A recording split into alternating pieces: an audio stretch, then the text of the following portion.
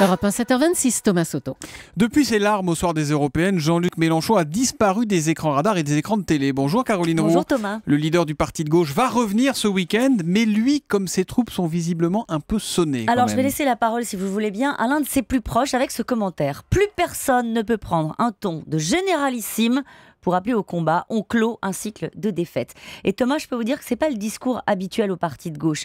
Et la critique en creux de la méthode Mélenchon est à peine voilée. L'ancien candidat à la présidentielle, lui, il est parti se reposer quelques jours. Ce week-end, il sera, vous l'avez dit, aux premières loges quand son parti va se réunir pour la première fois depuis l'échec des Européennes. Je le rappelle, 6,5% en dessous de l'objectif d'un score à 2 chiffres et loin quand même derrière les meilleurs ennemis du PS. Et Jean-Luc Mélenchon a déjà commencé à changer de stratégie, au moins en termes de communication. Est-ce que vous l'avez entendu récemment défourailler contre le PS, François Hollande, Manuel Valls? Non, ça c'est assez discret. Comme le résume un de ses amis, on est passé du bruit et la fureur au discours de rassemblement. Oui, mais le problème, Caroline, c'est que ce rassemblement, s'il se fait, rien ne dit, rien ne prouve que ce sera autour de Mélenchon. Eh bien, c'est le sujet, en effet. Quand vous voyez aujourd'hui même la gauche du PS discuter avec les écolos, les communistes à l'occasion du débat budgétaire qui a lieu cette semaine, c'est un axe vert, rose, rouge qui se dessine sans lui, alors que Jean-Luc Mélenchon en a rêvé, alors qu'il l'a même théorisé. Il aura du mal à être celui qui va rassembler tout ce petit monde après avoir été si radical. Un élu écolo un peu cynique, je vous l'accorde, balance.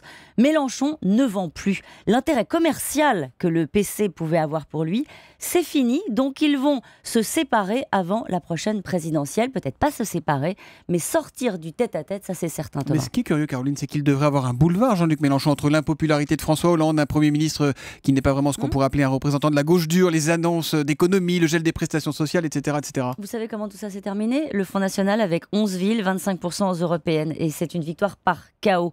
Jean-Luc Mélenchon ne capte pas cet électorat populaire qui veut des frontières, être protégé. Il ne mobilise pas non plus les cadres, les fonctionnaires déçus par François Hollande. Alors, il peut s'agacer contre les médias, contre le reste du monde. Il a une révolution à faire, Jean-Luc Mélenchon.